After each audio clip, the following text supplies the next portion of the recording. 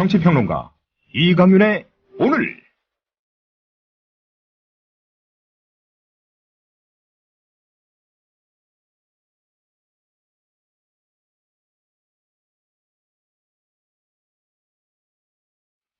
안녕하십니까? 이강윤입니다.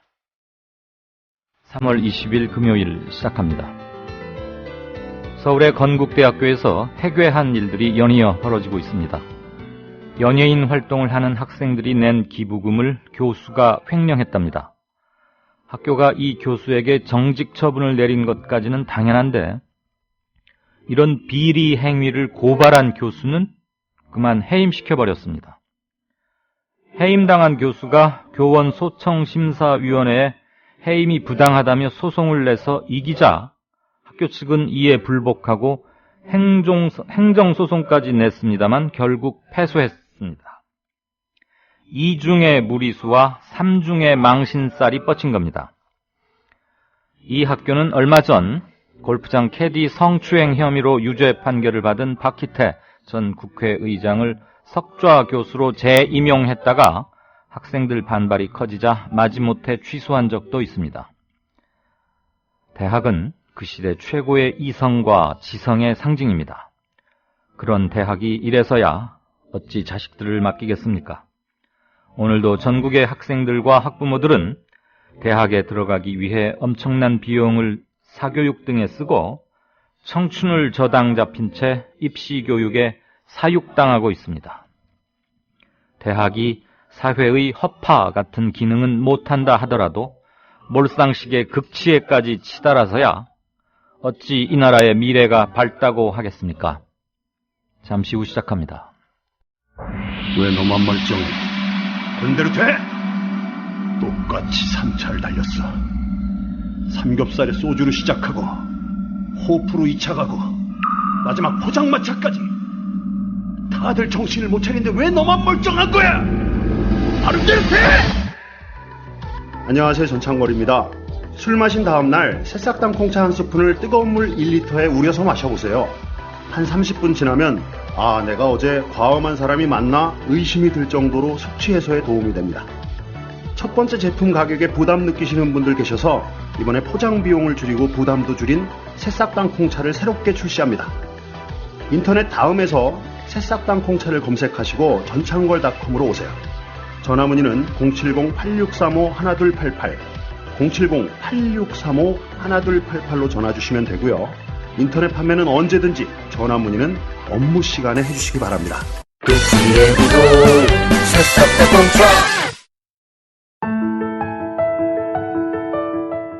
참여연대 2015년 캠페인 한시민 한단체 후원하기. 작가 조정래는 대기업과 권력자들의 비밀을 파헤친 장편소설 허수아 비춤에서 시민단체의 역할을 강조했습니다. 민주주의는 하늘에서 떨어지는 것도 아니고 누가 주는 것도 아니며 스스로 만들어 나가는 것이다. 수많은 시민단체들이 정치권을 감시하고 경제계를 감독하고 법조계와 공직사회와 언론계를 눈 부릅뜨고 지켜야만 비로소 선진국의 문이 열리게 될 것이다. 우리가 각자의 자리에서 더 좋은 세상을 만들기 위해 할 수 있는 일. 먼저 함께하고 싶은 단체에 회원이 되는 것부터 시작해보는 것은 어떨까요? 행복한 참여, 따뜻한 연대. 2015년 참여연대가 여러분과 함께하겠습니다.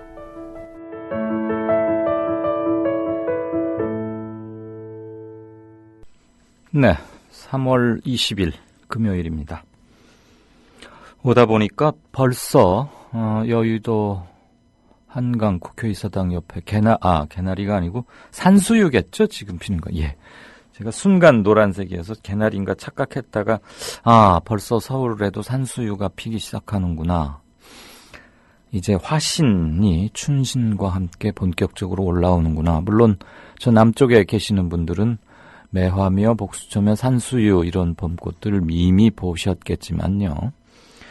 해마다 봄이면 참 신기하긴 합니다. 다 죽어버린 듯하던 그 거무튀튀하던 매연과 나쁜 먼지 이런 거에 잔뜩 시달리다가 겨우 내내 그 추운데 그런 것 잔뜩 켜켜이 쌓여 있는데 그것을 뚫고 봄꽃들은 이파리보다 먼저 꽃부터 내미지요.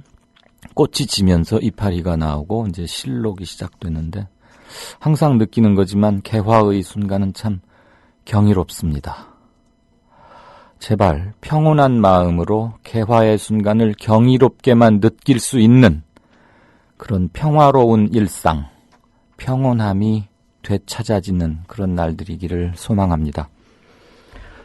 뉴스브리핑 시작하죠. 송명훈 작가 연결돼 있습니까? 네, 안녕하십니까. 안녕하세요. 자원외교 수사, 지금 당분간은 이게 매일매일 신문의 주요 면을 장식할 수밖에 없는데, 어제도 잠깐 알아봤지만 경남기업 사례였고, 이른바 성공불 용자금, 이게 그동안 총 1조 3,400억 원 정도가 지출이 됐더라고요. 그런데, 네, 그런데 회수된 것은 겨우 절반에 채 못 미친다면서요? 네, 그렇습니다. 성공불 융자금이 도입된 시기는 1984년 이후에 도입이 됐기 때문에 현재까지 2013년까지 약 30년 동안 27억 달러 정도가 융자가 됐고, 이 중에 이제 절반 정도 수준이 14억 달러가 회수가 됐었는데요. 특히나 이명박 정부인 2008년부터 2012년 동안 1조 3,422억 원의 성공불 융자가 지원이 됐습니다. 그러니까 30년 동안 지원된 금액 중에서 이명박 정부에서 지원한 금액이 약 절반을 차지하고 있는 것이죠. 특히 이 기간 중에는 209개의 그 자원 개발에 관련한 융자심의위원회에서 98%인 205건을 승인을 했습니다. 네. 그래서 총 1조 3,422억 원을 지급을 했는데, 이 역시 회수된 돈은 절반 상황에 그치고 있는 것입니다. 현재 이 감면액의 추세를 보면 2011년에는 273만 달러 정도 감면을 해주던 것이 2013년에는 9,108만 달러로 33배까지 치솟았고요. 이제 박근혜 정부로 넘어온 지난 해에도 5,253만 달러가 감면 처리가 됐습니다. 그래서 2011년 이후에 지난해까지 감면된 성공불 융자금이 3,677억 원이고요. 예. 이 가운데 석유공사가 2,245억 원을 감면을 받은 것으로 나타났습니다. 석유공사가요? 네, 그래서 석유공사가 2,245억 원으로 1위를 차지했고요. SK이노베이션이 605억, 그리고 가스공사가 202억, LG상사가 150억, 삼성물산이 147억 등 국내 대기업들이 모두 성공불 융자에서 이만큼의 감면 혜택을 받았고요. 앞으로 검찰의 수사 방향도 성공불 융자금이 해당 목적에 됐는지 제대로 집행이 됐는지 상황을 확대할 수 있다고 밝히면서 지금은 경남 기업으로 한정했던 성공불 제도 악용 사례가 확대될 것을 예고했습니다. 네네. 이 성공불 융자는 그냥 흔히들 업계에서는 눈먼 돈이다, 이런 말들로 비아냥거리면서 쓰고 있고, 먼저 본 사람이 임자다. 그리고 어떻게든 로비를 하건, 관료들에게 잘 보이건 어떻게든 해서 이 돈 못 갖다 쓰면 능력 없는 사람으로 통해왔던 게 사실이기도 합니다. 지금 이 나랏돈이 대주주의 일가로 유입됐는지, 이거 검찰이 집중하는 건 이 대목이죠? 네, 그렇습니다. 이 84년도에 도입된 성공불융자 이 지원 감면 심사는요, 이명박 정부 이전까지는 석유공사와 강업진흥공사가 도맡아서 하다가 2008년 5월부터는 심의 업무가 고시로 개정되면서 업계 모임인 해외자원개발협회에 위탁이 됐습니다. 이른바 민영화가 된 것이지요. 이 과정 중에 경남기업 같은 경우에는 330억 규모의 융자금 등 100억 원 안팎을 빼돌려서 부실 계열사 운영 자금이나 대주주의 생활비로 사적 용도로 쓴 것으로 의심이 되고 있습니다. 생활비까지 있었다고요? 네네. 어허. 특히 경남기업은 자금난으로 워크아웃, 그러니까 기업 재무구조 개선 대상으로 분류가 된 2008년 이후에 적극적으로 해외 자원개발에 참여를 했거든요. 그래서 이 참여 과정과 이 수뢰 후에 횡령의 과정 속에서 담당을 했던 임직원들을 소환해서 매장량이나 기대 수익량을 부풀려서 돈을 따냈는지 융자에 관련해서 해외자원 개발협회 로비를 벌였는지를 집중 수사할 것으로 그렇게 예고했습니다. 그렇군요. 참, 생활비로까지 쓴 혐의가 포착됐다니 이건 정말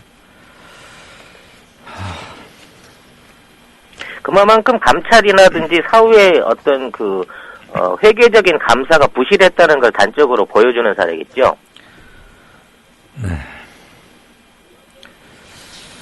네. 내일 토요일 내일이군요. 청와대에서 제7차 한중일 3국 외교장관 회의가 열려요. 지금 네, 아주 그렇습니다. 민감한 시점인데 의제들 그다음에 회담 이후에 어떤 성과가 날지 앞으로의 동북아 질서를 가늠할 상당히 중요해 보이는 회의인데 그 관련 소식 좀 전해주시죠. 네, 내일 한중일 외교장관 회담에서 윤병세 외교부 장관이 왕이 중국 외교부장을 기시다 후미오 일본 외무상을 또 접견한다고 발표를 했습니다. 그런데 구체적인 내용에 대해서는 공개를 하지 않았습니다. 그러나 이제 외교 전문가들은 예상되는 의제들을 지금 짐작을 하고 있는 것인데요. 한일 간에는 일본군 위안부 문제, 일본산 수산물 수입 금지 문제 해제 조치에 관한 협의, 그리고 한일 수교 50주년에 대한 공동사업 문제가 있고요.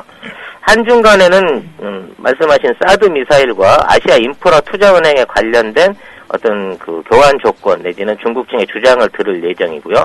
중일 간에는 센카쿠 열도 영유권과 8월에 있는 아베 담화의 내용에 대한 어떤 사전의 교율이 있을 것으로 예상이 됩니다. 근데 한중일 같이 하는 공동회담에서는 정상회의 가능성을 타진하고 3국 협력 방안 평가와 발전 방안에 대한 얘기가 있을 것이다. 이렇게 짐작이 되고 있습니다. 네. 가거도에서 추락한 헬기 동체를 인양했는데 그 안에서 조종사 기장과 부기장 시신 두 구를 수습했죠. 네, 그렇습니다. 13일 가거도 해상에서 추락한 지 딱 일주일 만인데요. 현재 탑승자 4명 가운데 3명이 숨지고 나머지 1명은 여전히 실종 상태입니다. 오늘 이제 심해 잠수사들이 새벽에 75m 아래에 있는 헬기 동체를 박줄로 결박하는 과정에서 동체 안에서 시신이 발견됐는데요. 모두 구명조끼를 입은 채 동체 앞쪽에 있었던 것으로 알려졌습니다. 그래서 이제 현재 발견된 박군수 경장, 그러니까 사고 직후 발견된 박군수 경장까지 3명은 확인이 됐는데 응급구조사인 장영훈 순경이 아직 발견이 되지 않고 있습니다. 그래서 오늘부터 저인망 어선 8척을 동원해서 장순경의 시신을 찾는 데 주력할 것이라고 합니다. 네. 빨리 나머지 한 분도 시신이라도 수습을 해야 할 텐데 헬기 안에서 발견이 되지 않았으니까 어디로 유실됐을 가능성이 대단히 높아지는 거 아닙니까? 그 유가족들의 찢어지는 심정 이런 게 다 보이는 것 같습니다. 자, 다음 소식 보죠. 네. 중부 지역 대부분의 초미세먼지 오늘도 별로 그렇게 좋아 보이지 않던데요. 서울, 경기, 수도권은 이 초미세먼지 농도가 지난 겨울 내내 국제적 기준치를 넘어섰다고요? 그러면은 겨울 동안 우리는 그냥 먼지구덩이 속에서 숨쉬면서 살았다 이 말입니까? 네, 그렇습니다. 초미세먼지의 평균 농도의 선진국들의 기준치는 일평균 25에서 35 마이크로그램 정도, 그러니까 입방미터 안에서 25에서 35 마이크로미터를 기준치로 보고 있는데요. 작년 12월부터 올 3월까지 중부 지역의 초미세먼지 측정소 16곳 가운데 13곳이 그 측정치를 크게 웃돌았다고 합니다. 특히 전국의 모든 측정소가 1.5배에서 3.5배까지 안전 기준치를 넘어서는 상황이었다고 하네요. 그 기간 동안 한국의 일평균 초미세먼지 기준치는 50 마이크로그램으로 미국과 일본의 35 마이크로그램, 호주의 25 마이크로그램에 비해서 훨씬 높았던 것으로 확인이 됐습니다. 네. 네, 세계보건기구는 2003년 10월 초미세먼지를 성면, 자외선, 담배 연기와 같이 발암물질로 분류해서 발표를 했는데요.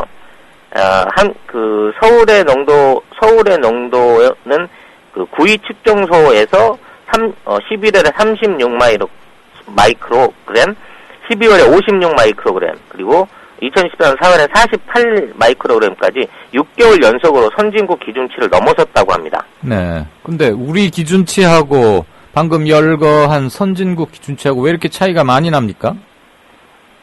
우리 방금 말씀드린 것은 기준치가 아니고요. 측정치입니다. 네, 그러니까 측정치인데. 한국의 기준치는 50 마이크로그램을 그 기준으로 해서 잡고 있는데 예. 그렇다고 하더라도 지금 마이크로 농도가 전 세계적으로 한국이 가장 높게 지금 유지되고 있는 상황이라는 그러니까 거죠. 알겠는데 왜 우리나라만 유독 그렇게 초미세먼지 이런 중금속 등에 대해서 관대하냐 이거죠. 우리만 왜 이렇게 높게 잡고 있느냐 이거죠. 그거는 이제 환경부와 식품안전처가 협의를 통해서 늘 결정을 하는데요. 이런 부분에 있어서 우리가 국제적으로 높게 잡고 있는 치수들이 몇 가지 있습니다. 수입식품의 방사능 농도라든지 여러 가지 건강 기준치에 있어서 외국에 비해서 터무니없이 높게 허용하고 있는 기준치들이 몇 가지가 있죠. 근데 대표적인 게 미세먼지 농도이고, 그래서 우리나라 일반 언론에서나 환경처에서는 50 마이크로그램은 넘지 않는 날에 대해서는 별다른 경보나 방송에 대한 언론을 통한 홍보가 없었던 것으로 그렇게 확인이 되네요. 그러니까 우리가 적어도 호흡기 질환에 관해서는 굉장히 위험한 환경에 노출돼 있고 그 정도는 또 나라에서 정한 기준치도 매우 관대해서 다른 나라 같으면은 경보를 낼 수준인데도 우리는 아직 그 정도는 버틸만하다 이런 얘기 아닙니까? 네, 그렇습니다. 장하나 의원도 이 부분에 대해서 질타를 했는데요. 이게 이제 기준치를 낮추는 것도 중요하지만 초미세먼지 농도를 실질적으로 줄일 수 있는 차량 이부제나 화력발전소 축소 이전 등의 정책을 빨리 실시해야 된다고 지적을 했습니다. 네. 참고로 설명드리고 싶은 건 우리나라의 기준치가 50 마이크로그램이라고 아까 말씀드렸고요. 네. 오늘 오후 4시 현재 미세먼지의 농도는 서울이 105 마이크로그램, 경기가 116 마이크로그램, 전북이 112 마이크로그램, 충남 99 마이크로그램, 강원 103 마이크로그램으로 전남과 경북을 제외한 대부분이 나쁨의 수준을 보여주고 있습니다. 네. 잘 알겠습니다. 소해암, 광양암에 이어서 해군 소해암도 부실투성이. 도대체 이 방산비리 끝이 없는 것 같습니다. 네, 그렇습니다. 소해암이라고 하는 것은 우리나라 앞 바다의 바다의 지뢰라고 할 수 있는 기뢰를 제거하는 함정인데요. 바다 속에 있는 기뢰를 탐지하고 그것을 정밀하게 작업할 수 있게 하기 위해서 음파 탐지기 장비가 가장 중요한 기본 장비로 탑재되어야 합니다. 그런데 해군이 4,800억 원을 들여서 도입하기로 한 소해암 3척의 이 레이더 시스템, 음파 탐지 시스템이 역시나 통영함 사건에 의해 허술한 제품으로 납품이 된 것이 확인됐습니다. 특히 방위사업청은 이 과정에서 시험 성적서 확인도 없이 장비를 납품받아서요. 이 한 달 후에야 납품업체로부터 시험 성적서를 제품받고 확인 작업을 벌였으나 이 과정에서 계약 조건이 미국 군사 표준과 다르게 조작됐다는 시험 성적서가 제출된 사실이 드러났습니다. 그러니까 애초에 확인을 했었다고 하면 장비 인수를 거부해야 됐지만 이 같은 기회를 놓쳤고요. 더 어처구니가 없는 것은 이렇게 장비를 납품한 납품업체가 기술 지원을 거부하고 성능 검증에 협조를 하지 않고 있어서 현재 있는 소해 장비에 대한 성능 검증도 하지 못하고 있는 상태라고 합니다. 네, 알겠습니다. 까도 끝이 없는 무슨 총리 청문회 이게 생각이 나는군요. 네, 지금까지 뉴스 브리핑의 성명훈 작가였습니다. 잘 들었습니다. 네, 감사합니다. 미디어 협동조합을 아시나요? 우리는 정치 권력에 눈치 보지 않습니다. KBS, MBC와 달리. 다만 수만 조합원의 통제를 받습니다. 우리는 광고 자본에 의존하지 않습니다. SBS와 달리. 다만 수만 조합원의 조합비로 운영합니다. 우리는 사주가 한 사람이 아닙니다. 조중동 등 족벌 언론과 달리. 다만 수만 조합원이 주인입니다. 그래서 미디어 협동조합이 만드는 국민TV, 국민라디오, 국민TV 뉴스는 가장 순도 높은 뉴스를 선사하고 있습니다. 조합원으로 함께해 주십시오. 조합원 가입과 문의는 홈페이지 국민.tv 또는 서울 전화 3144-7737로 하시면 됩니다.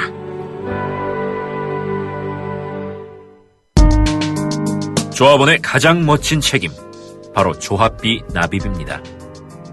미디어 협동조합도 그렇습니다. 월 11,000원의 조합비 납입자, 늘고는 있지만 아직 절반 수준입니다. 혹시 잊으셨나요? 자동 납부는 가장 편리한 방법입니다. 홈페이지 국민.tv로 들어오셔서 신청하실 수 있습니다.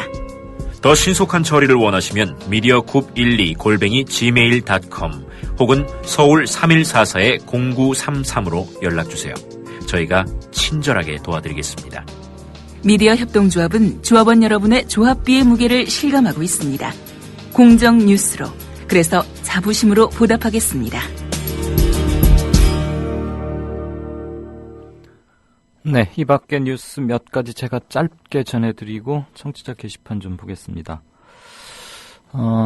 세월호 사고 당일날이었나요? 제 기억에. 저는 지금 1년이 다 되어가지만 거의 일자별로 중요한 것은 아직도 좀 기억이 납니다. 기억력 자랑 이런 게 아니고 특별히 세월호 건은 많은 분들이 그러하셨겠지만 제 기억에 당일인가 그 다음 날 JTBC 등 몇몇 텔레비전 메인 뉴스 때 인터뷰를 하면서 처음으로 생존 승객의 학생들 그리고 일반 승객들 구조 노력 이런 것들이 이제 알려졌는데 그 중에서 제일 먼저 보도됐고 구조 활동도 혁혁했고 또 많이 여러 매체에 소개됐던 김동수 씨라는 분이 계십니다. 일 때문에 제주도에 취직이 돼서 자기 봉고차를 싣고 배를 타고 제주도로 가던 분이었어요. 아마 배관 쪽에 일을 하시는 건축 중에서도 그분이신데 커튼을 찢어서 묶어가지고 이렇게 긴 줄을 만들어서 그것을 학생들에게 던져주고 해서 25명에서 한 30명가량을 이분 혼자서 구해내셨죠. 그리고 그 뒤로 이제 계속 세월호 관련 보도를 하다 보니까 이분이 학생들에게 커튼으로 줄을 만들어서 이렇게 하고 있는데 출동한 해경이 대한민국 해경이라고 검은 이렇게 슈트복처럼 몸에 탁 붙는 잠수복처럼 그런 걸 입고 난간 위에 서서 김동수 씨가 하고 있는 걸 그냥 보고만 있었던 사진도 한번 보도가 됐었어요. 그래서 그때도 또 한번 말이 많고 했는데 이 김동수 씨가 의인이시죠. 의인. 제주도에서 일을 하고 있어 왔는데 그동안 자살을 시도했습니다.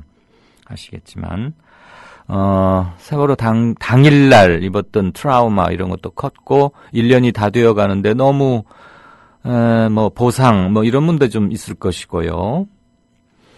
그다음에 정부나 이렇게 취해지는 조처들이 한심한 것 이런 거에서 굉장히 답답함을 느꼈고 그러면서 트라우마가 많이 자극될 수 있겠죠. 저희가 아마 상상하기 힘든 그런 영역이 있지 않겠습니까? 좀 생활도 넉넉지 못하셨다고 하고요. 이분이 자살을 시도해서 팔에 그때 이제 다행히 구해져서 생명은 건졌습니다.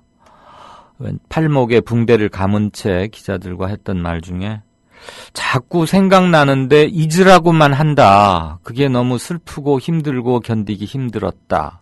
이 말을 했던 게 기억이 납니다.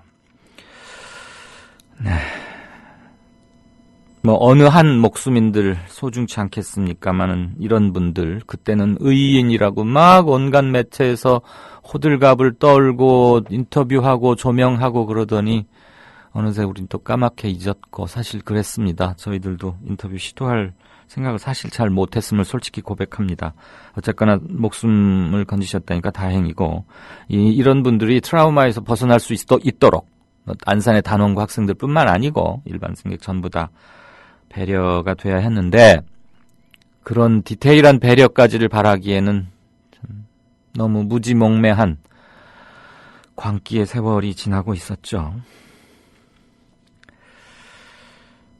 그리고 단원고 학생들이 생명의 은인, 이렇게 뭐 어선, 어업지도선 이런 거 출동해가지고 그날 막 건져내고 그랬지 않습니까? 그렇게 건져줬던 진도 어민들, 주민들 찾아서 단원고 학생들이 가서 인사하고 반갑게 해후했다는 그런 뉴스도 들어와 있습니다. 오늘 진짜 인터뷰는 이승현 군 아빠라고 말씀드릴까요? 아니면 그분의 성함을 말씀드릴까요? 이호진 씨. 작년 여름에 안산을 출발해서 진도 팽목항을 거쳐서 교황께서 행사를 집전하신 대전까지 900km인가 그랬죠. 아마 총 거리가. 십자가를 메고 전국 도보 행진을 했던 그 승현이 아빠 이호진 씨. 프란치스코 교황으로부터 세례를 받기도 했죠. 지금은 자기 따님, 그러니까 죽은 승현이의 누나 이호진 씨와 그 딸 승현이 누나가 함께 삼보일배를 하고 있습니다. 벌써 꽤 오랜 시간이 지났는데요. 오늘은 어디를 걷고 계시는지, 어떤 생각을 하시는지 전화 연결해서 말씀 좀 듣겠습니다. 승현이 아빠 이호진 선생님께 묻고 싶거나 전하고 싶은 말, 용기와 격려 메시지도 좋고요. 올려주십시오. 샵, 인터뷰 이런 식으로 해주시면 제가 찾기가 좀 좋겠습니다. 에릭님께서 막 올려주셨네요. 이제는 삼보일배 정말 안타깝습니다. 그랬고 사도 요한님 완연한 봄이다. 왜 빼앗김들에도 봄은 오는가. 이상화의 시든가요? 이런 노래도 있고 그랬죠. 얼른 그분들에게도 봄이 오길 기원합니다. 예전처럼 될 수는 없겠지만요. 구조에 혼신을 다한 사람은 트라우마로 고통받는데 7시간이나 사라진 어떤 사람은 트라우마는커녕 인양조차도 외면하려 하고 있으니 이게 바로 이걸 어찌 사람이라 할 수 있을까요? 잔인한 세월입니다. 네.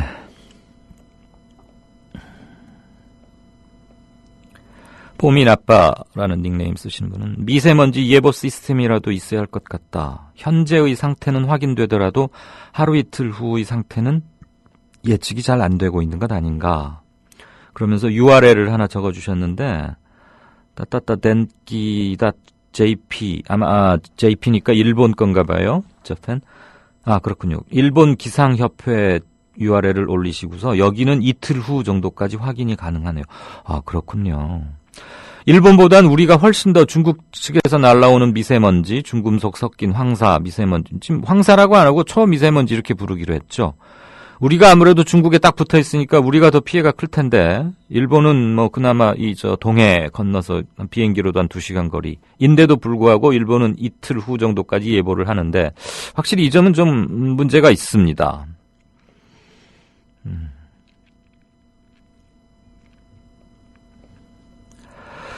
성공불융자 관련해서 익명의 조합원님 견해 듣죠. 저런 대기업들한테 저리 대출도 모자라서 실패했을 때 융자금을 모두 탕감해주고 있었네요. 네, 그게 성공불융자입니다. 이건 정말 땅 짚고 헤엄치기인 게요. 어제도 말씀드렸는데 제가 100만 원을 나라에서 받아가지고 성공불융자로 사업을 합니다. 그래서 사업이 잘 돼서 제가 큰 돈을 벌면 100만 원에다가 정해진 이율이 있어요. 그거 그렇게 가혹하지도 않아요. 그것 좀 보태서 내면 되고요. 어떻게 열심히 했는데 사업 실패했어요. 물론 실패할 수 있죠. 그러면 이렇게 심사를 해서 심사를 하긴 합니다. 근데 그게 좀 슬렁슬렁해서 그렇지. 귀하가 애썼는데 실패했군요. 어쩔 수 없습니다. 하고 그 100만 원 안 받아갑니다. 달랏소리 안 해요. 성공불융자인 거죠. 성공을 조건으로 융자를 해주는 것. 그러니 얼마나 좋겠습니까. 이분 말씀 더 들어보면 국민들한테는 집 사라고 부추기면서도 나중에 집값 떨어진다고 해서 대출금을 탕감해주진 않죠. 이런 식으로 재벌들, 부자들 퍼주는데 매년 수백 조가 나가는 거고, 이래서 OECD 1위, OECD 2배의 예산을 경제 부분에 퍼붓고 있는데 별 신통한 효과는 없고, 그러면서도 무상 의무급식 할 돈은 없다고 징징대고. 네. 뭐 하도 확실한 말씀이어서. 국물엑스님, 철광석 녹여서 철을 만들던 포항제철이 기업을 녹여서 비자금 만드는 괴물이 되었구나. 이명박근혜 10년간 무언들 괴물이 안 될까마는 그랬고. 엔제찌 부장, 뉴질랜드 계시는 분이시죠. 지금 우리하고는 시차 한 2시간 정도밖에 안 나죠. 어쨌거나 반갑습니다. 성공불융자, 그야말로 현대판 도깨비 방망이네요. 예, 딱 맞는 말씀입니다. 도깨비 방망이. 뭐 나와라 뚝딱. 예.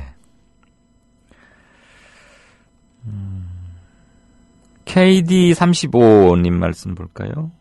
한국 외교관들이 외국 가서 하는 주요한 일은 한국에서 오는 높으신 분들 접대하는 게 주 업무고, 영어권이 아닌 곳이면 한국 대사가 현지 언어를 제대로 하는 경우도 별로 없어요. 맞습니다. 저도 취재 가서 느꼈는데요. 확실히 그렇더군요. 한국에 오는 러시아나 중국 대사도 한국어를 거의 완벽하게 해서 오는데 비해서 해당 국가 언어 하나 제대로 못하면서 그 나라에 대사로 가는 사람이나 또 언어도 전혀 습득이 안 된, 숙지가 안 된 사람을 대사로 보내는 정부나 한심하다. 김대중 노무현 정부 때 외에는 지금도 그렇고 그냥 미국의 거수기 역할이나 하는 게 한국 외교니까 외국에서 한국을 미국의 위성국가 정도로 취급해도 할 말이 없습니다. 네, 이분께서는 외국에 오래 거주했거나 또는 외교관들과의 비즈니스 또 아무튼 뭔가 접촉이 좀 있으신 것 같습니다. 매우 디테일하게 아주 속속들이 하시고요. 아주 정확한 말씀이셔서 외교부 사람들 이것 좀 들어야 되는데. 그런데 행시, 사시, 외시 이렇게 말하잖아요. 국가고시들. 그중에서도 제일 프라이드가 세고 자기들끼리 폐쇄적이고 우리는 뭔가 완전히 달라라는 생각을 하는 사람들이 외무고시 패스자들입니다. 특히. 물론 외교관이 밖에 나가면 그 개인이 한국을 대표하는 점이 있기 때문에 그런 어느 정도의 프레스티지나 권위 그런 걸 인정해 줄 필요는 있습니다만 온실 속에 또 온실. 그 속에서 크는 사람들, 화초 같은 사람들이고요. 주요한 일이 대사관저에서 대사가 머무는 대사관저에서 한국에서 오는 국회의원이나 장차관 고위 공무원들 오면은 만찬을 대접합니다. 저도 한번 어떻게 해서 기자 때 초청받아서 가봤는데 갔더니 이렇게 호텔 같은 데 가면 그 메뉴를 불어로 앙트랭 이렇게 하나요? 그걸 이렇게 써서 이렇게 뭐가 나오고 그다음에 몇 월 며칠 누구랑 누구 등이 함께 식사를 했다. 그래서 이렇게 기념으로 또 주기도 하고요. 그러면 이렇게 잘 얻어먹고 그냥 나올 수 없잖아요. 그런데 그 돈이 상당히 어마어마하더라고요. 놓고 나오는, 밥값조로 놓고 나오는, 대사관저에 놓고 나오는. 그리고 거기에서 참모라고 할까요? 대개 한국분입니다. 현지에서 채용했거나 또는 아예 한국에서 채용해서 데리고 가거나 그분은 이제 대사관저의 주방 일만 맡아서 하는 참모시죠. 주방 일. 그러니까 그 대사관저에서는 거의 매일 그런 디너 파티 또는 만찬이 열립니다. 그러니까 굉장히 일이 많지 않겠습니까? 그런데 의외로 또 그분들 월급은 굉장히 적게 주고 있더라고요. 그래서 깜짝 놀랐어요. 제가 초청받은 인원수, 그날 만찬에 초청받은 인원수의 규모에 따라 다르겠지만 굉장히 큰 돈을 내놓고들 나오거든요. 대사관제에서 나올 때. 그럼 그 중에 얼마는 당연히 그 찬모께도 좀 드려야 될 것 같은데 찬모 월급을 뜻하지 않게 알게 됐는데 너무 적어서 제가 좀 분개한 적이 있어요. 매일매일 열리는 만찬에서 다들 조금씩 정도의 차이는 있겠지만 어마어마한 돈들을 놓고 가는데 그게 1인당 몇만 원 그 수준 아닙니다. 대사한테 또 잘 보여야 하는 것도 있고요. 또 맛있게 먹은 거에 대한 답례이기도 한데 그게 일주일이면 너댓 번씩 하면 그 돈만 해도 엄청날 텐데 찬모에게 너무 적게 줘서 제가 참 미안합니다. 괜히 그런 얘기 오래 했어요. 로니님, 이강윤쌤 정말 한숨만 나오네요. 상상 초월한 비리들, 눈먼 돈까지 있는 나라에서 아이들 밥 주는 건 벌벌 떨고 세월호 얘기만 하면 종북으로 매도하고 도대체 어쩌자는 것인지 참 무섭네요. 안경유희님, 오늘은 또 무슨 일이 일어났을까? 예, 글들 많이 주고 계시는데 금요일이지만 감사합니다. 방금 들어온 속보 하나 전하겠습니다. 중국 외교부가 한국 정부도 AIIB 관련해서 적극적 고려하겠다는 입장을 표명했다라고 밝혔습니다.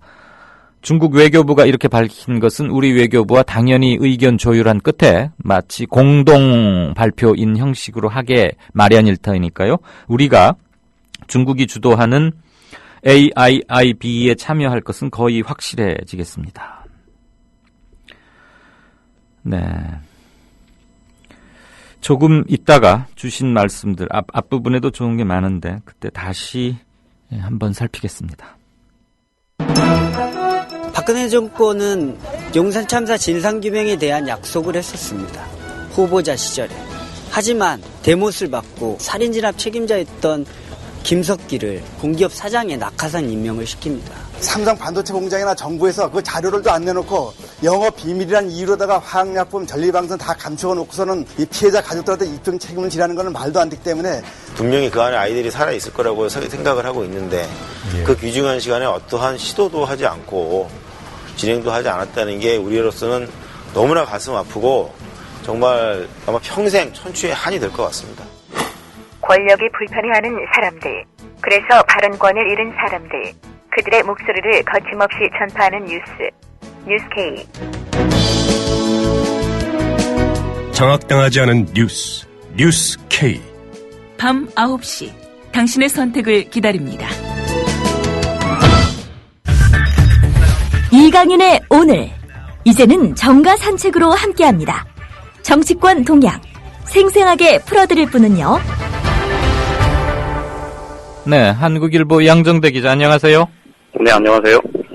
새누리당이 경기 침체나 공무원연금 개혁 이런 거 관련해서 야당 책임론을 이제 들고 나왔어요? 왜 그렇대요? 어제 4월 재보궐선거 관련해서 이 새누리당이 사실 지지층 결속, 이목적이라고 봐야 되겠죠. 이제 정북 연대를 깨트려야 된다. 또 헌법 가치를 수호해야 한다. 이런 이제 깃발을 내세웠다고 말씀을 드렸는데요. 예.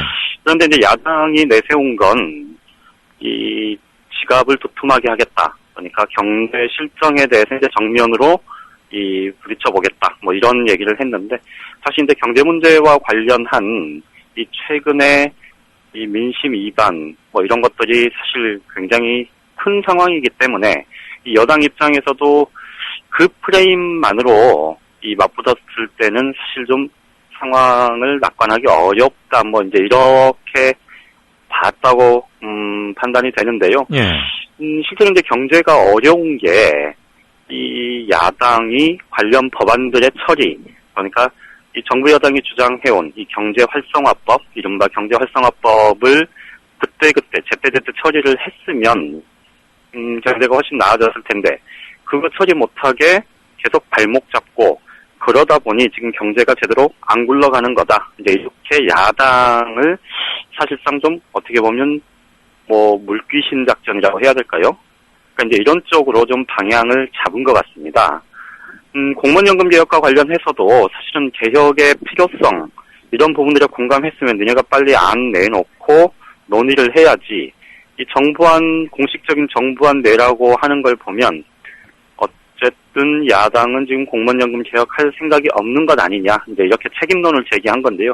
이게 전체적으로 보면 이 여야 간의 어떤 구체적인 현안들 이런 것들을 두고 좀 명확하게 입장이 갈리는, 그래서 서로 좀 생각과 이 판단 또 주장이 명확하게 갈리는 걸 갖고 좀 평가를 받겠다는 것보다는 이제 그 여야 간에 좀 접점을 흐리면서 책임론 공방으로 좀 상황을 끌고 가려는 그런 전략이 담긴 것, 이렇게 판단을 하는 게 맞을 것 같습니다. 예. 그나저나 야당에게 국정 운영의 파트너 이럴 때만 국정 운영의 동반자이자 공동 책임자라고 하는 것 같아서요. 경제 운용의 책임은 정부가 딱 틀어주고 해왔던 것이고 초이노믹스인가 최노믹스인가 계속 그거 가지고 수전해라 어쩌라 했는데도 말 않고 있다가 갑자기 이러니까 저는 새정치연합 지지자 아니에요. 저는 아시다시피 새누리당 지지자인데 제가 봐도 이건 조금 이상한 얘기. 어제는 종북 가지고 선거한다 그러더니 이제는 또 경제도 한대요? 그러니까 이 말씀드렸듯이 이제 정북 연대를 깨뜨려야 된다. 예. 뭐 이렇게 이 주장만 해서는 사실 그것만 갖고는 장사하기 힘들겠다. 아주 실질적인 문제를 들고 나온 것 아닙니까? 야당 쪽에서. 그렇죠. 그러다 보니까 이제 문제. 거기에 예. 뭐 어떻게 보면 좀 물타기식으로 그러니까 책임을 좀 분담하는 그러니까 이 경제가 지금 어려운 게 단순히 정부 여당 탓이 아니고 이 야당 탓도 크다. 이런 점을 좀 적극적으로 부각시키는 쪽으로 이 방향을 잡았다. 이렇게 봐야 될 것 같습니다. 아, 자꾸 이렇게 나오면 저도 굳건한 새누리당 지지자지만 좀 싫은데 이러면 약간 염치가 없는 것 같은데. 알겠습니다. 경제 가지고 한판 붙긴 붙겠네요. 어쨌거나. 아무래도 그렇게 되지 않을까 싶어요. 그렇죠. 왜냐하면 지금 뭐 전체적으로 지금 경제가 어렵다는 거를 사실 많은 국민들이 실질적으로 체감을 하고 있고, 예. 정부 여당에서는 이 지표상의 문제, 특히 이제 부동산 거래 활성화 이런 것들을 통해서 이렇게 지표를 갖다 설명을 하지만 예. 사실 그거를 체감할 수 있는 국민들이 거의 없는 상황 아닙니까? 그렇죠. 그 재무제표 읽어주면 알아들 사람이 국민의 5%나 될까 말까인데. 그러니까 이제 결국은 어제도 말씀드렸듯이 문재인 대표가 이 지갑을 툼하게 하는, 지갑을 지키는 선거를 치르겠다. 예. 지갑을 지키는 거를 선거로 치르겠다고 얘기한 건 사실 컨셉으로 보면 단순히 경제 실정 심판이라는 큰 조금은 뭐 추상적인 그런 언명보다도 좀 우리는 이렇게 하겠다는 아주 구체적인 얘기를 하겠다고 지금 이제 벼르고 나왔기 때문에 예. 여당 입장에서 보면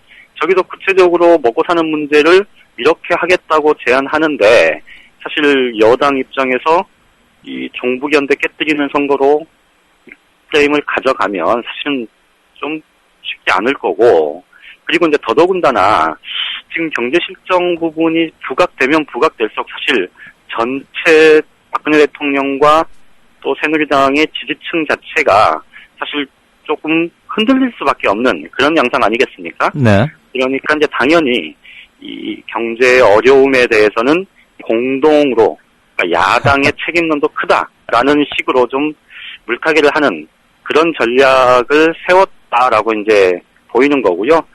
이게 얼만큼 먹힐지는 모르겠습니다만 어쨌든 정책인 공방의 수준으로 그거를 네. 다시 좀 끌어내리려는 그러니까 그런 판단이 깔려 있는 것 같습니다. 물타기 희석용 같은데 그렇죠. 그럴 때만 또 국정 파트너라고 그러니까 좀 듣기 뭐하네. 자, 야당 사정 한번 들어봅시다. 이게 아주 돌아온 장고, 옛날 서부 영화가 생각나는데, 권노갑 새정치연합 고문, 동교동계에서 한때는 제일 좌장 역할이었고, 제일 그렇죠. 힘도 셌던 예. 분. 야, 오랜만에 이름 들으니까 향수가 느껴지네. 그런데 이분하고, 최근 탈당한 정동영, 천정배 두 전 의원, 중진들이었죠, 아주. 이 세 사람 사이에 옛날에 싸우다 만 게 있대요? 왜 구원이 다시 화제래요?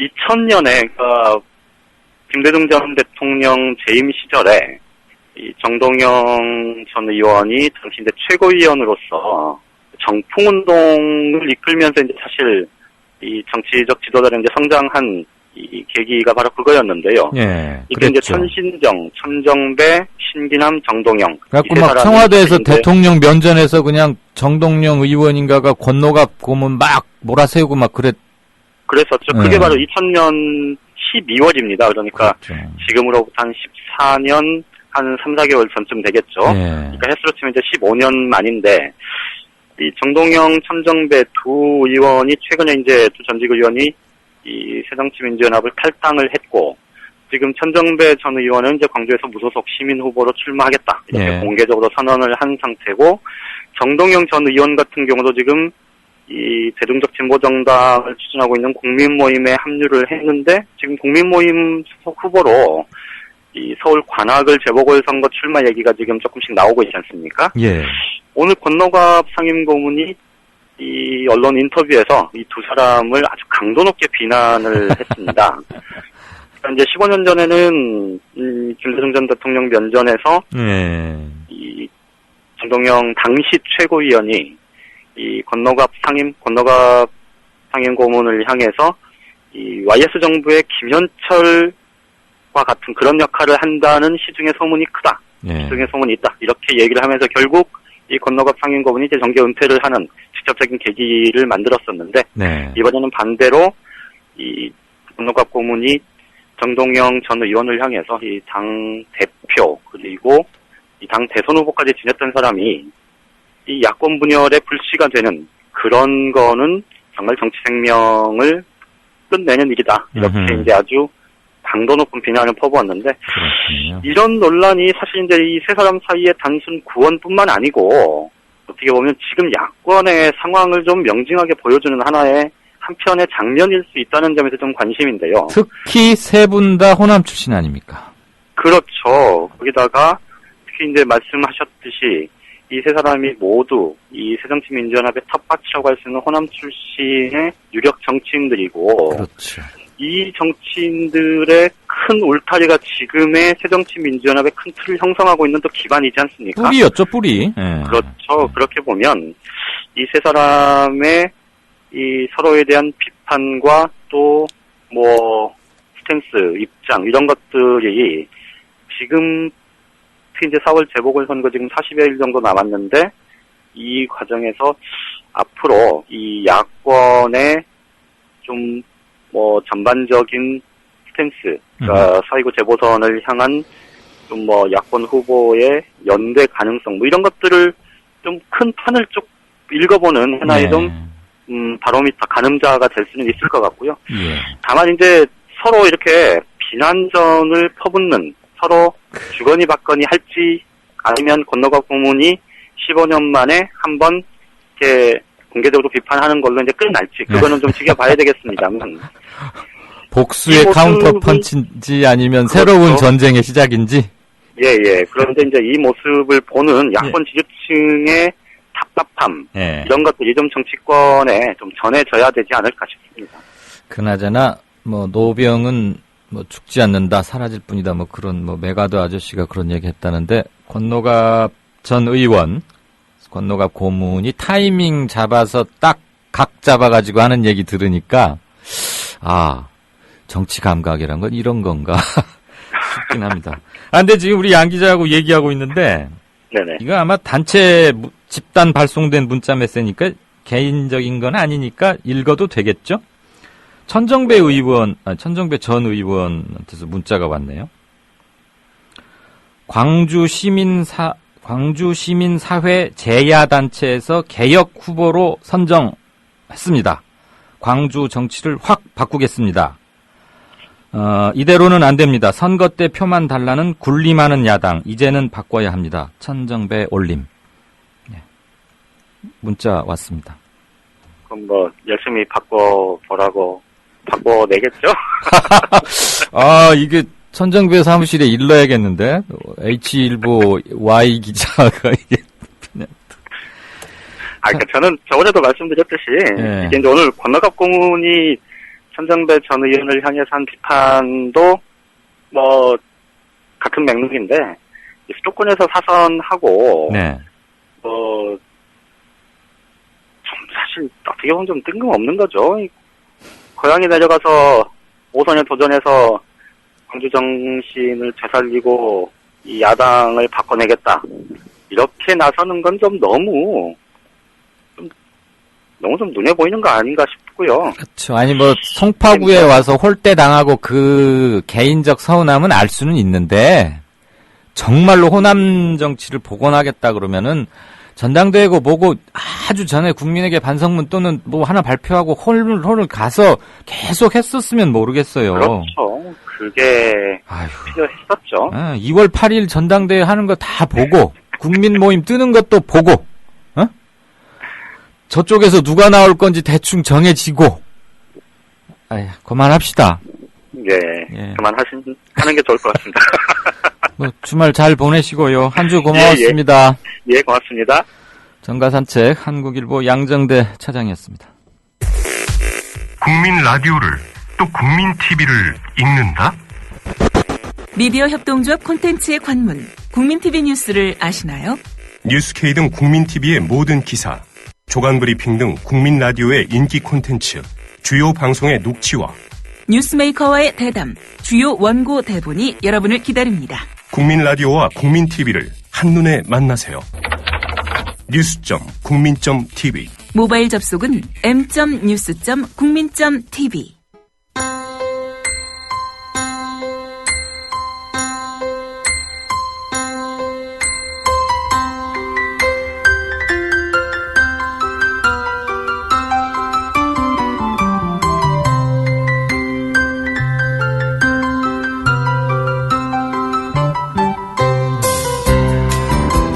오늘도 고온 현상이 이어지면서 평년 기온을 웃도는 날씨를 보이고 있습니다. 또 중부지방을 중심으로 미세먼지 농도가 높게 나타나고 있습니다. 내일까지도 공기가 다소 탁할 가능성이 있습니다. 오늘 낮 최고 기온은 서울 21도, 청주와 대전 22도, 대구 21도, 전주 20도 등으로 어제와 비슷합니다. 다만 일교차가 크게 벌어지고 있으니 건강관리에 유의하셔야겠습니다. 내일은 전국에 가끔 구름이 많다가 아침부터 점차 맑아지겠습니다.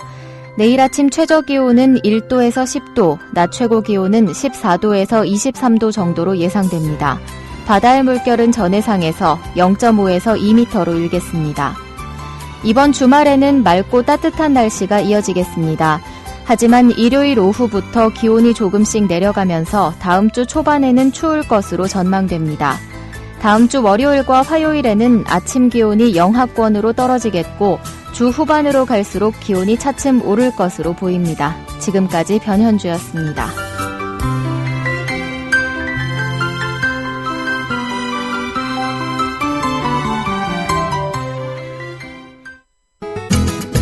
월간 다운로드 수 1000만, 팟캐스트계의 에이스, 국민 라디오가 광고주를 찾습니다.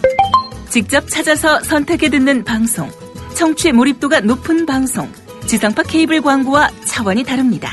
부담 없는 가격, 소비자의 열띤 반응, 전혀 다른 광고의 블루오션을 경험해 보십시오.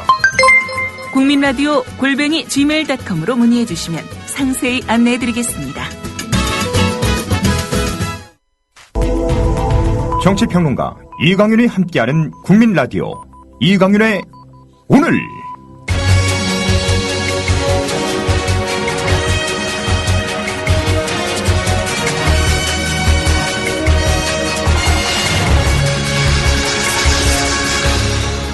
이강윤의 예리한 시각. 이제는 뉴스의 행과 간을 짚어냅니다.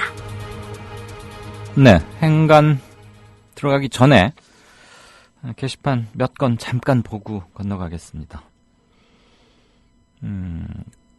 인터뷰 관련해서 좀 격려 말씀 또는 질문 이런 거 좀 많이 올려주시죠. KD35님, 아까 그 외교관 관련 글 주신 분이시죠? 광화문까지 언제 도착할지 정확한 날짜도 모릅니다. 어디서 잘지, 무엇을 먹을지 아무것도 모릅니다. 승현이 아버지 그리고 누나는 그저 절절한 마음 하나 가지고 걷습니다. 기도해 주세요. 네, 이따 이 말씀 꼭 전하죠. 국민라디오 인터뷰 거절하면서 웬 문자질이죠? 인터뷰나 좀 응해달라고 단문해 주시기 바랍니다. 아, 저한테 하신 얘기군요. 인터뷰 아마 거절한 건 아닐 겁니다. 예. 오동팔님, 볼륨 크게 올리고 사무실 전체가 듣고 있습니다. 정말요? 어떤 일을 하시는 어떤 사무실인데 이렇게 막 크게 틀어도 되시나요? 다들 함께 들으시는 겁니까? 그 중에 저 같은 새누리당 지지자들이 있으면 싫어할 텐데요. 아무튼 고맙습니다. 이렇게 전체가 들어주신다니까 더 긴장되고 잘 하겠습니다. 승현 아버님 얘기 주신 익명의 조아버님 이따 함께 전하겠고요. 미국의 과거 경제사를 보고 좀 배워라. 최 아저씨. 최 누구누구 아저씨인지는 뭐 다 아시겠죠. 칼센님의 충고였습니다. 자, 오늘 제 행간은요. 그렇게 내놓을 만한 컬럼은 아닌데 제가 어제 오후에 미디어 오늘에 쓴 컬럼입니다. 박근혜 대통령한테 편지 한 장 썼습니다. 제가 컬럼리스트 정치평론 하면서 공개적으로, 그러니까 매체에 보도되는 편지로는 이번이 세 번째입니다. 뭐 듣기에 따라서는 왜 저런 톤으로 했을까 싶을 수도 있지만 일부러 이렇게 썼는데 일단 편지 앞머리 조금 들으시고 제 소견 좀 말씀 올리겠습니다. 박 대통령께 세 번째 편지를 드립니다. 요즘 징비록이라는 드라마가 인기라던데 바빠서 보실 틈은 없으실 테고 혹시 들어 아시는지요? 류성룡의 이런 대사가 있습니다. 양반들은 납세 대신 자기 곳간을 채우고 양민들만 세금 내느라 허리가 휜다. 양반은 무섭고 양민은 두렵지 않느냐라며 선조에게 철저한 혁신을 주장합니다. 그런데 선조는 왕권의 기반인 양반 편을 드느라 그 간을 물리쳤고 백성들은 등을 돌려 선조는 결국 령이 안 서는 주상이 되고 맙니다. 픽션이 아니라 사서에 나오는 얘기입니다. 역사는 되풀이된다는 에드워드 카의 말 400~500년이 지나도 정확히 들어맞더군요. 지난 1, 2월 대통령 지지율이 30% 아래로 곤두박질 치자 레임덕 얘기가 나왔습니다. 청와대 지지율이 당 지지율보다 한참 떨어지자 당 사람들이 더 이상 청와대 눈치 안 보는 건 물론이고 청와대 말을 안 들을 거라면서 레임덕이 임박했다는 겁니다. 과거 경험으로 보건대 맞는 추론일 겁니다. 요즘 대통령 지지율이 30% 후반대로 회복됐다고 하지만 그거에 안심하시리라고는 생각지 않습니다. 29%나 39%나 만족스럽지 못하기는 매 한 가지 아니겠습니까? 네, 매 한 가지 아니겠습니까? 지지율 1, 2%포인트 오르락내리락 하는 것은 병가지 상사일터이니까 주간 단위 지지율 숫자 변동은 그렇게 중요하지는 않을 겁니다. 제가 이 컬럼이 좀 깁니다. 다행히 미디어 오늘은 좀 길게 써도 뭐라고 않더라고요. 그래서 좀 썼는데 크게 두 가지 것을 말하고 싶었습니다. 세금 도적 확실히 때려잡아달라. 그것만이라도 좀 해달라. 임기 동안. 경제민주화 이런 거 다 그냥 잊어버려 드리겠습니다. 입 아프니까. 그리고 아무리 말해봐야 안 되니까. 그 대신 세금 도적만큼은 특유의 레이저 광선을 쏘든 암덩어리를 제거하겠다는 그런 결연한 의지로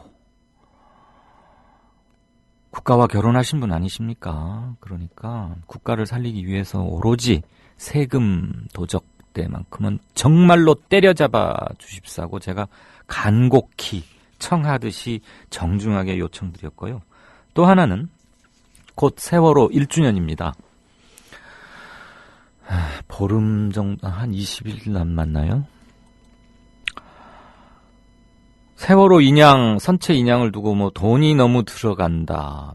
굳이 그럴 거 있는가. 세월호 진상규명위원회 125명으로 하는 것도 세금 도둑들이다. 이런 얘기가 나오고.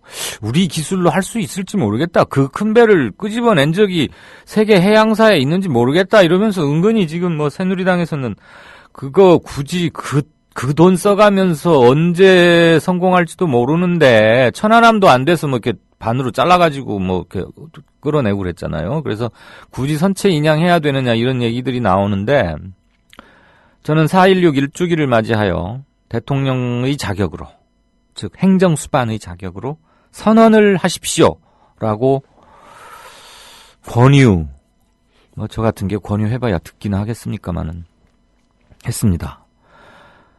돈이 얼마가 들든 국내외 기술진을 모두 동원해서라도 세월호 선체는 꼭 건져내겠습니다. 인양하겠습니다. 라고 분명하게 선언하십시오. 제가 미디어 오늘에 쓴 컬럼의 총 제목, 이 편지의 제목은 이겁니다. 박근혜 대통령이 아직 레임덕이 아닌 이유. 혹시 레임덕에 빠진 거 아닌가?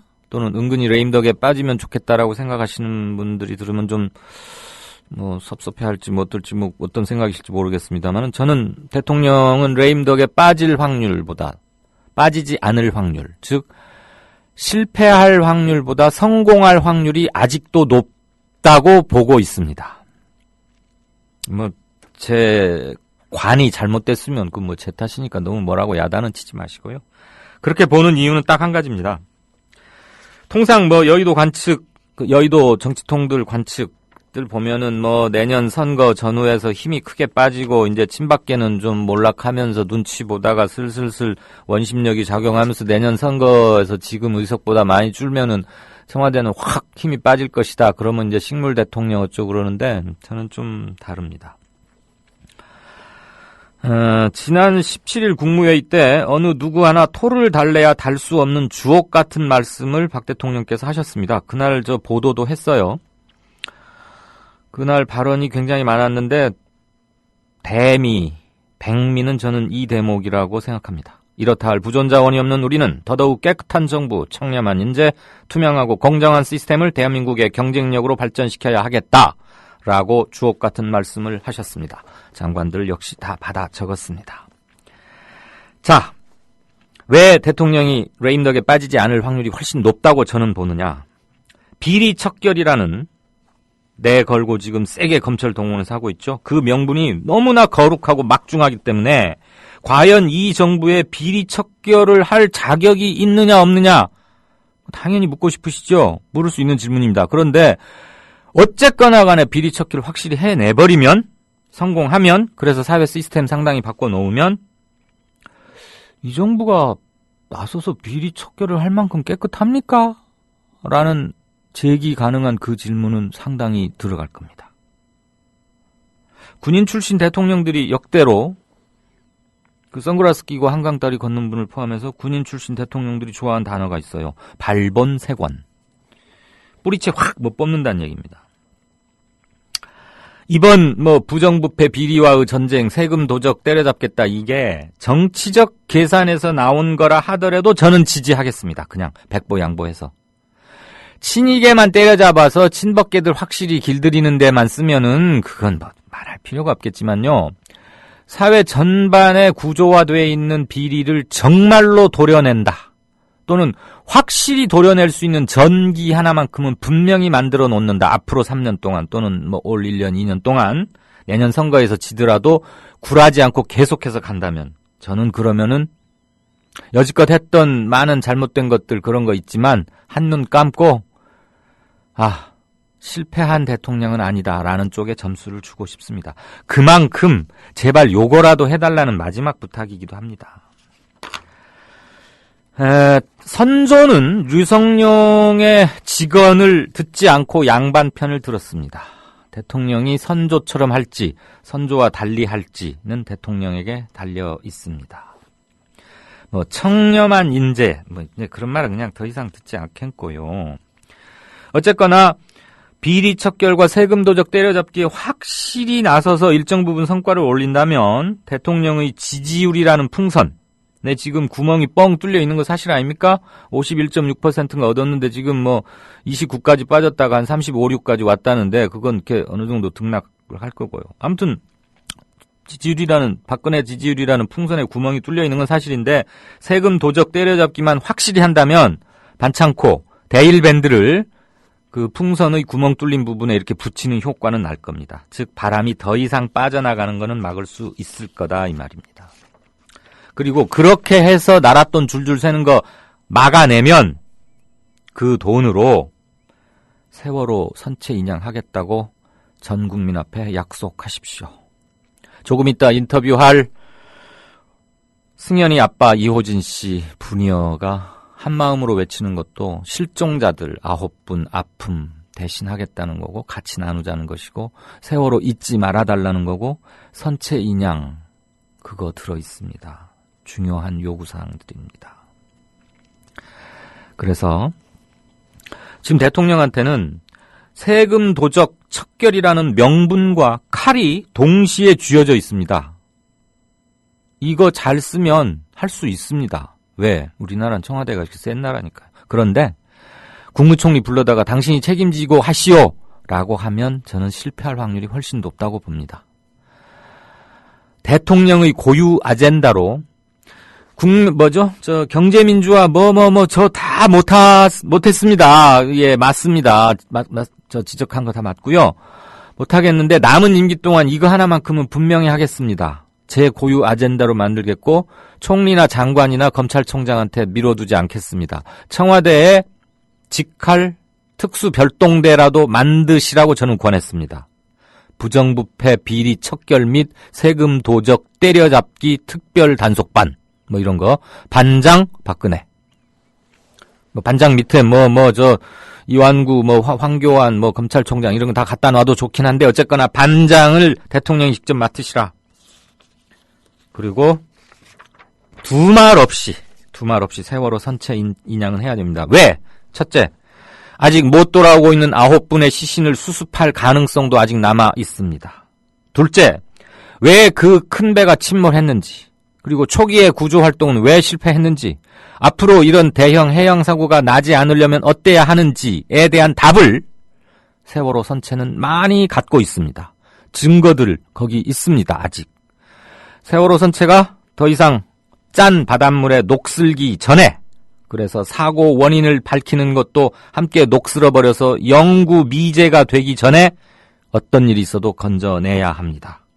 건져내고 국민들께, 세월호 유가족께 정중하게 사과하고 국민적 연결식 치러드리고 저는 이렇게 해야 된다고 봅니다. 보수니 진보니 또는 선택적 보편적 복지 이런 어려운 말 당분간 하지. 제 편지 끝입니다. 아울러 뉴스 행간 끝이기도 합니다. 오해 소지가 큰 말씀입니다만 무릅쓰고 드립니다. 보수니 진보니 선택적 복지니 보편적 복지니 하는 어려운 말은 당분간 하지 않아도 좋습니다. 세금 도적대만 확실히 잡아주십시오. 실패하지 않은 대통령이 되기 위한 첫 번째 조건이자 현 상태에서는 마지막 조건이기도 합니다. 긴 글 읽어주셔서 감사합니다. 뉴스 행간이었습니다. 미디어 협동조합은 2014년 4월 TV 개국 전까지 조합비를 받지 않았습니다. 그래서 창립 이후 1년 1개월 동안 출자금으로 운영해왔습니다. 왜 받지 않았냐고 묻는 분들이 있었습니다. 조합비의 무게가 얼마나 큰지 알고 있기 때문입니다. TV 개국이 이루어졌고 이제 안착 단계에 접어들었습니다. 월 11,000원의 조합비 납입으로 더 큰 발전, 즉 성숙한 동력을 만들어주십시오. 주목받는 방송, 신뢰받는 언론으로 보답하겠습니다. 홈페이지 국민.tv, 서울전화 3144-7737 또는 이메일 mediacoup12@gmail.com으로 신청해주세요.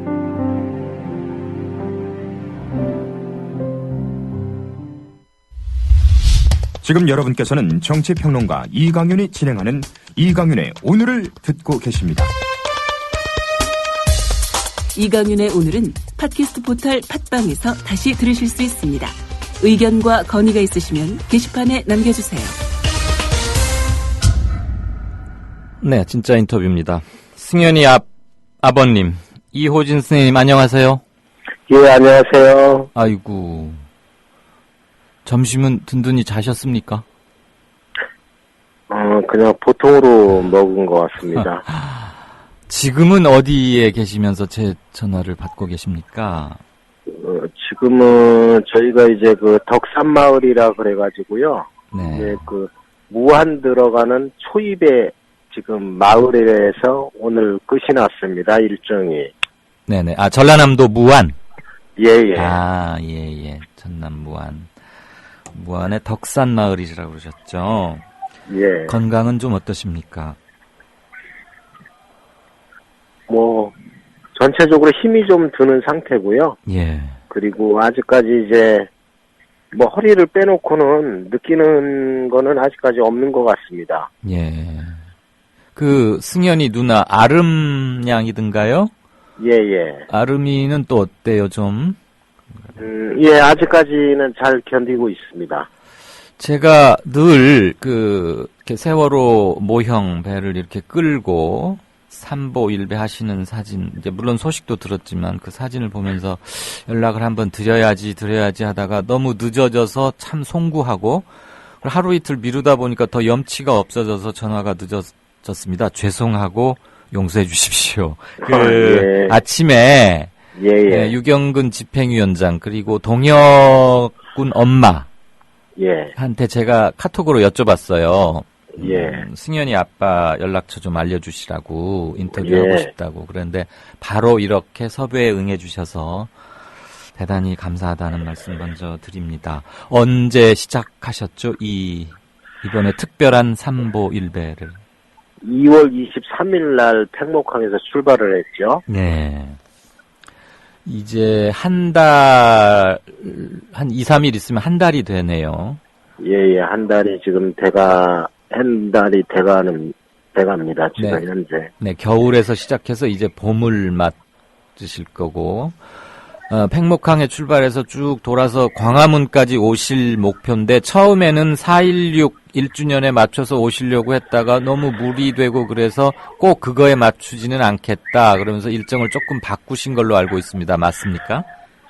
아니, 그거는 사실하고는 좀 틀리고요. 아, 애초에 그래요? 저희가, 이제, 하루 5km 목표를 해서, 네네. 그리고 이제 그 거리수를 총 계산을 했을 때, 이미 그때 이제 3개월 넘는 그 개월수가 나왔기 때문에, 예. 1주년에 맞춰서 강화문에 도착하는 거는, 그거는 좀 와전된 얘기 같고요. 예. 제가 그 5km 기준으로 삼은 거는, 과거에 새만금 때 문규현 신부님께서 삼보일배를 하신 적이 있으셨어요. 예. 그때 이제 문 신부님이 하루 이제, 행진한 거리가 대략 5km 정도 됩니다. 그래서 300km 정도를 이제 2달여 만에 이제 완주를 하신 그런 기록을 가지고 이제 제가 그걸 기준으로 삼았던 건데, 네. 현재 5km는 안 나오고 있고요. 아하. 4km 조금 넘는 데서 항상 끝이 납니다. 아, 네.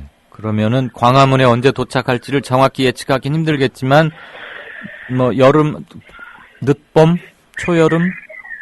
예, 일단 6월에 도착하기는 조금 어려울 것 같고요. 아, 예. 7월 초순이 되지 않을까 싶습니다. 7월 초순이면 광화문에서 이제 농성이 막 시작되기 직전 그 상황이네요. 작년에. 예. 7월 16일부터인가 아마 농성에 들어갔으니까, 단식 농성. 예. 저기 승현이 아버님 그리고 승현이 누나 아름이 작년에도 십자가 지고 안산에서 예. 진도 팽목항 갔다가 결국 대전까지 오셨었잖아요. 예. 그때 막 굉장히 무거운 6, 7km 나가는 십자가 그걸 이제 프란치스코 교황께 전했고 교황은 그걸 가지고 로마로 돌아가셨는데 이번에 다시 한 6, 7개월 만에 참 건강도 안 좋으시고 할 텐데 6, 7개월 만에 그것도 엄동설안에 기후도 좋지 예. 않은데 그때보다 더 힘든 삼보일배. 그러니까 그러니까 한 30만 번쯤 절하시겠다 이런 말씀도 드렸었는데 삼보일배를 시작한 가장 핵심적인 이유 이 시간을 통해서 국민들께 하고 싶으신 말씀 들려주시겠습니까? 우선 제가 삼보일배를 결심을 하게 된 배경에는 여보세요? 네네 말씀하세요. 예.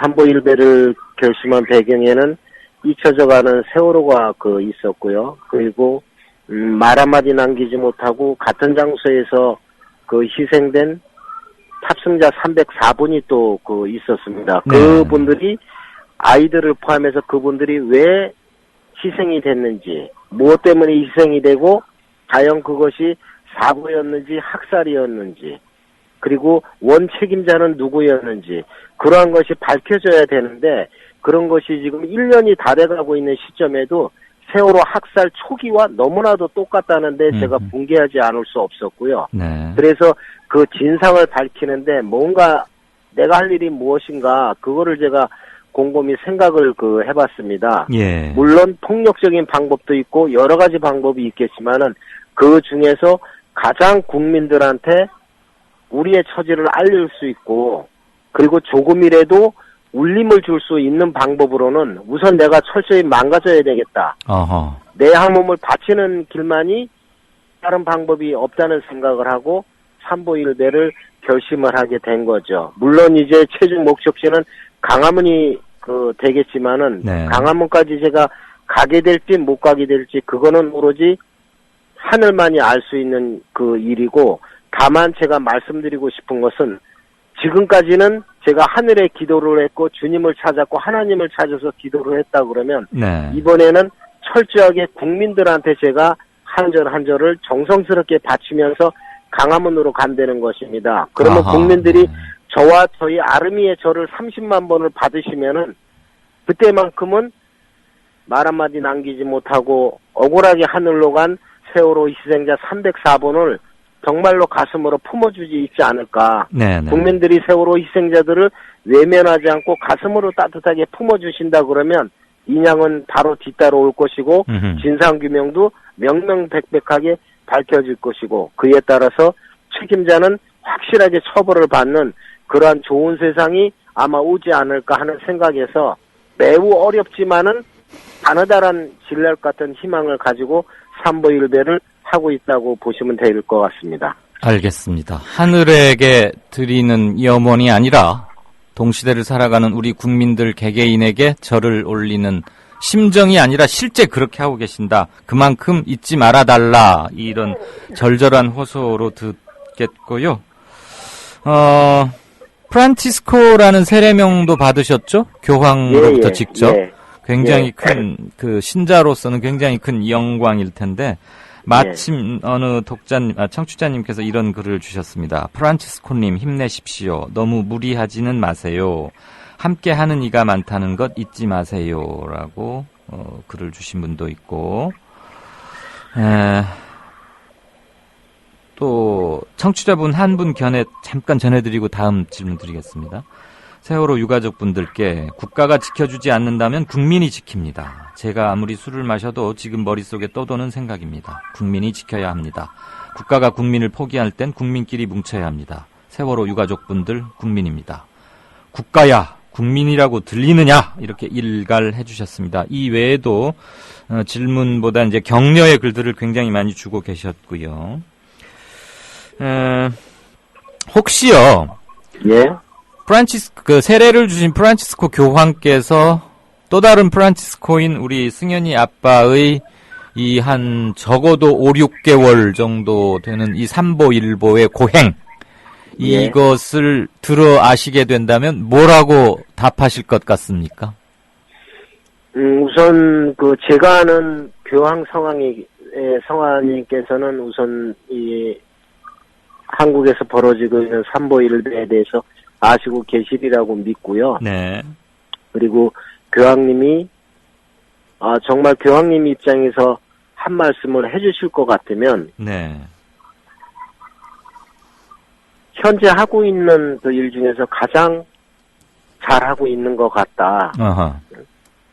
그리고 나의 뜻이 정말 국민들한테 전해져서 세월호 유족들이 생각하고 있는 그 모든 것이 이루어질 것이라고 믿는다. 기도하겠다는 그런 말씀을 아마 주셨을 것 같아요. 알겠습니다. 교황으로부터 직접 세례를 받으신 분이니까 교황님의 마음을 가장 정확하게 읽으시겠죠. 최근 새누리당 김재원 의원이라고 아마 이름 아실 겁니다. 김재원 의원이 4.16 가족협의회 유경근 전 대변인, 지금 집행위원장이죠 아마, 고소했어요. 명예훼손 혐의로 고소했는데, 유경근, 예은이 아빠하고는 오랫동안 잘 너무 쭉 지내오셔서 잘 아실 테니까, 이번 고소 사건, 그거에 대해서 아주 분통 터트리는 글도 봤는데, 승현이 아빠께서는 어떻게 보고 계시는지 견해 좀 듣고 싶습니다. 세월호에 대한 우선 정부 당국에 어떠한 생각을 가지고 있고, 앞으로 어떤 식으로 나가겠나 하는 거를 한눈에 알아볼 수 있는 대목이기도 하고요.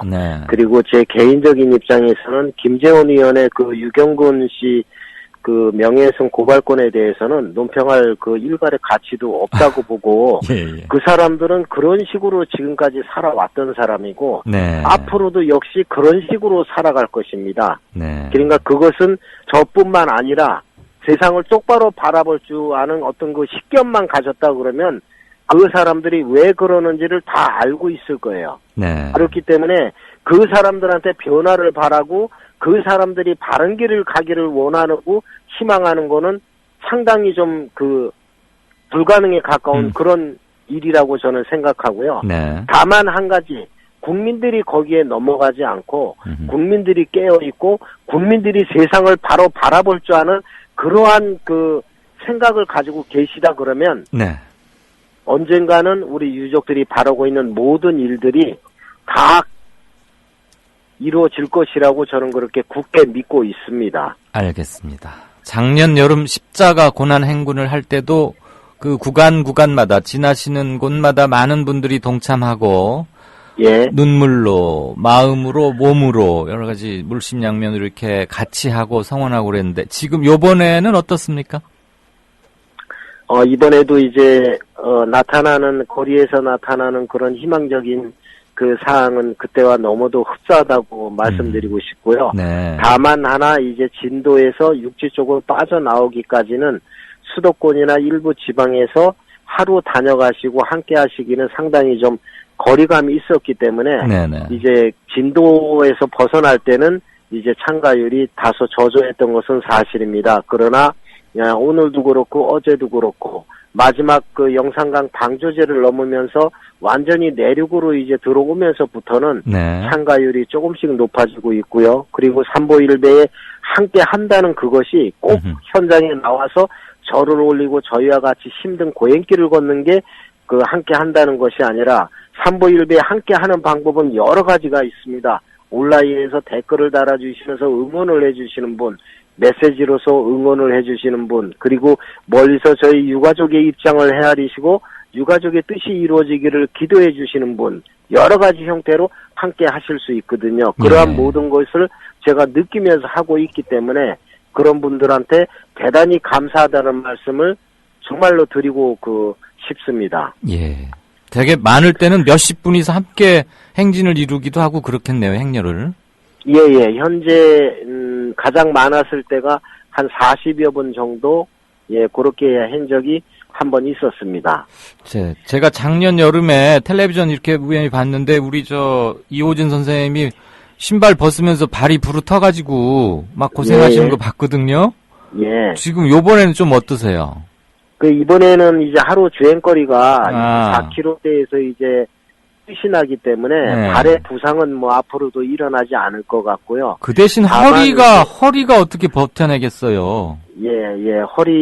허리하고 이제 무릎이 지금 조금씩 이제 염려가 되고요. 허리가 이제 좀 많이 아픈 거는 사실입니다. 그런데 큰일 났네. 나름대로 이제 또 적절히 지혜롭게 대처를 해가면서 치료도 받으면서 하고 있기 때문에 아직까지는 견뎌볼만하다고 말씀드릴 수 있겠습니다. 지금 청취자분들 걱정 마시라고 일부러 지금 별로 안 아프신 것처럼 얘기하시는 거죠? 아니요, 상당히 아픕니다.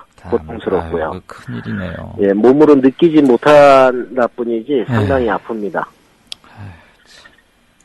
이런 질문을 드리는 걸 용서하십시오. 너무 잔인한 질문이겠지만 그래도 여쭙지 않을 수가 없습니다. 예. 세월호 참사 1주기가 이제 불과 20여일 정도 남았는데 죄송합니다만 지난 1년이 승현이 아버님에게 어떤 시간이었는지 어떻게 보내셨는지 승현이라고 이름 부르면서 울어는 보셨는지 그리고 대통령께 하고 싶은 얘기 해주시죠. 그 부분에 대해서는 제 얘기를 하는 것보다는 유족들의 그 입장을 제가 전달을 하는 게 아마 옳을 듯 하고요. 세월호 유족들은 지난 1년 동안 생활 자체가 없었다고 보시면 됩니다. 그래서 이것이 단순하게 집 앞에서 어떤 단순 사고로 한 명 내지는 두 명이 이렇게 희생이 된 게 아니고 이거는 있을 수 없는 일이 우리나라 영해에서 일어났잖아요. 지중해나 태평양이나 이런 데서 일어난 그런 일 같으면은 빨리 생각을 해볼 수 있겠지만은 바로 진도 앞바다에서 일어난 일이에요. 그런데 나룻배 하나만 가지고 적극적으로 구조를 하려고 했다 그러면은 적어도 100명 이상은 완전하게 생존해서 부모들 품으로 돌아갔을 그러한 아이들이었습니다. 그리고 희생될 당시에 주민등록증도 나오지 않은 미성년자 신분이었습니다. 국가가 있었고 정부가 있었다 그러면 어떠한 희생을 감내해서라도 그 아이들을 적극적으로 구조를 했어야 마땅했었습니다. 그런데 그러한 의무를 단 하나도 실행을 하지 않았죠. 그러니까 유족들의 마음이 얼마나 처참했겠습니까?